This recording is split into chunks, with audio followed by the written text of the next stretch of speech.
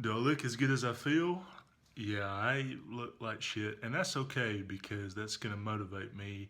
So from January the 1st, when I was 303 pounds, to the middle of April when I dropped down to about the low 230s, so pretty much 70-pound weight loss, that was great. But in the middle of April, I made a disastrous decision to go on an all you can eat cruise, and that pretty much kicked off a 2 month period of eating and trying not to eat and really not trying that hard not to eat. I'm not gonna lie.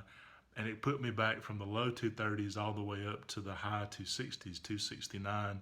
So here it is, Father's Day. It's good to use holidays or the beginning of the month or milestones to try to kick off a different way that you think about yourself. I'm going to transition this from an audio thing to visuals so that maybe that'll hold me more accountable, because this episode is really about lawyering your weight loss goals, your diets. People do this all the time. It's January the 1st, it's New Year's Day, and you think, I'm going to stop eating any type of desserts.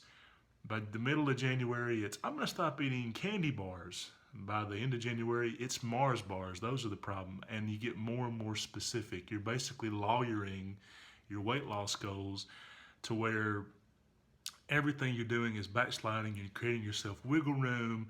And even the way people might write their New Year's resolutions might be like, I'm going to get to the gym as much as I can. So, right there, when you say as much as you can, you're not setting specific goals. You're saying, whenever I feel like it, basically. And if you've got anything, I was going to do it today, but you know what? My dog coughed and he could be sick. I need to stay home with him. You're basically looking for reasons not to do what you should be doing.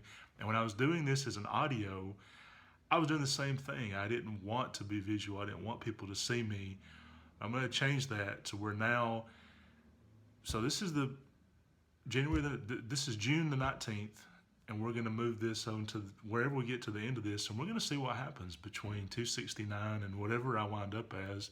I want people to be able to see the weight loss, but by being able to see the weight loss, that means you actually have to lose the weight, so you become a little bit more accountable. There's a lot less wiggle room for me because I can't just say, well, I'm going to lose as much weight as I can, and then leave that open to where if I've lost half a pound in 6 weeks, I'm really happy about that. So I'm going to try to set specific goals, and let's just say enough to where the people that watch this can tell I've lost weight. I think that's a good starting place.